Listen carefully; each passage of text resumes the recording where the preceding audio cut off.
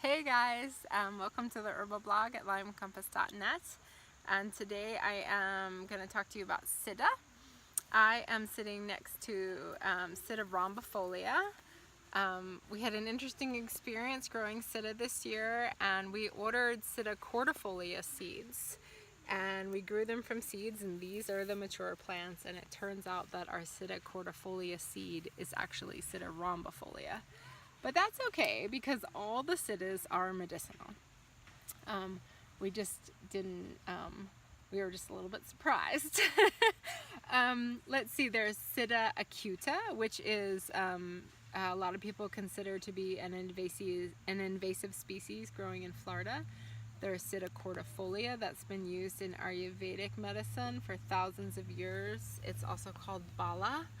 And there is Sida rhombifolia that you see before you, and Sida spinosa, I think it's spinosa, and that one I haven't grown or seen growing yet.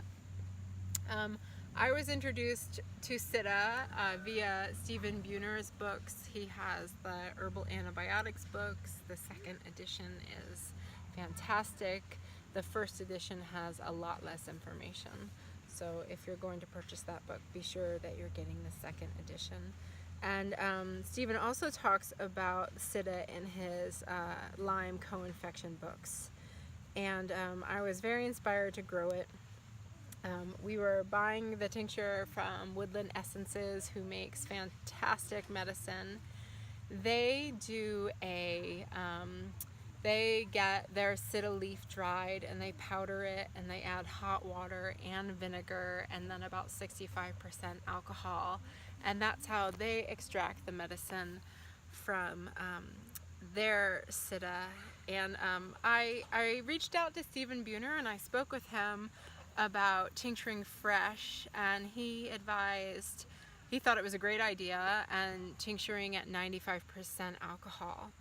And I've done that, and let me tell you, the color of that tincture is exquisite. Just this vibrant green that I adore. I want all my clothes to be the color of Sida tincture.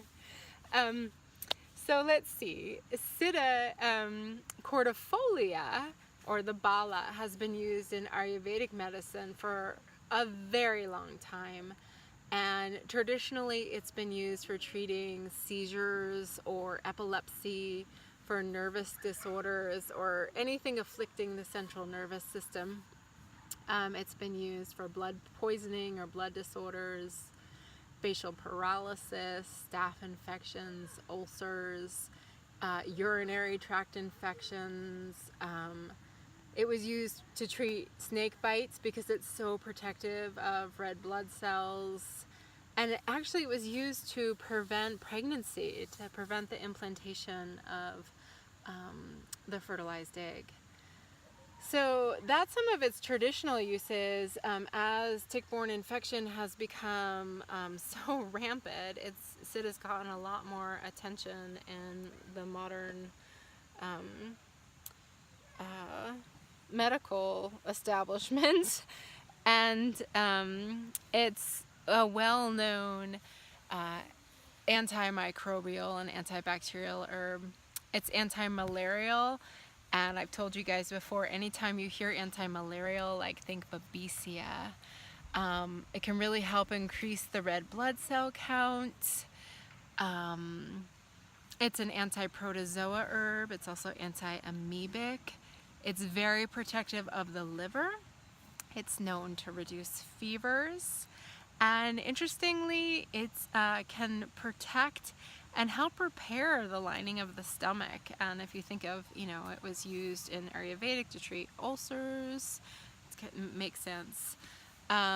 So this is yet another adaptogenic herb, yet another anti-inflammatory herb.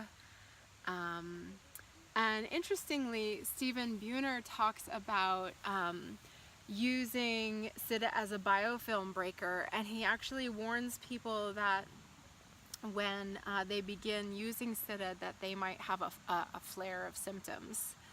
And I feel like a lot of people with Lyme have gotten a little bit used to getting a little bit worse before getting better. But he says with using Sida that might be a little bit more the case because he feels that it's breaking the biofilm, letting more bugs out, and then we might have a reaction to those, that influx or release of bugs within the biofilm.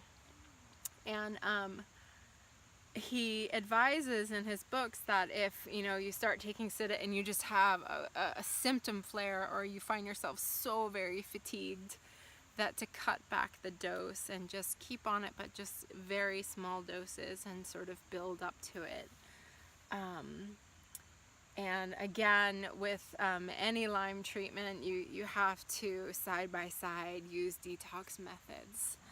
Especially when you're introducing the biofilm breakers, we want to make sure that we're moving toxins out. And yeah, that's a mouthful, but that's what I have to say about Sida. I've really enjoyed having this rhombifolia.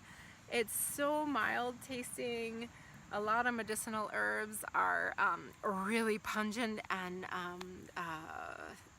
almost astringent sometimes, and this is so mild tasting. I could literally have a Sida salad for dinner. It's really enjoyable. And thanks for listening. Oh, I should tell you that if you want to grow Sida plants, southernhabitats.com has Sida acuta plants for sale. Strictly Medicinals has Sida cordifolia seed for sale. I'm not sure if they have the rhombifolia. reverencebotanicals.com will have the Sida rhombifolia for sale. And what else? I think that's it. So easy to grow. The germination was really easy, and it just, every time we cut it back, it just sprang right back. And the pollinators have also really enjoyed having it here. So thanks so much, you guys.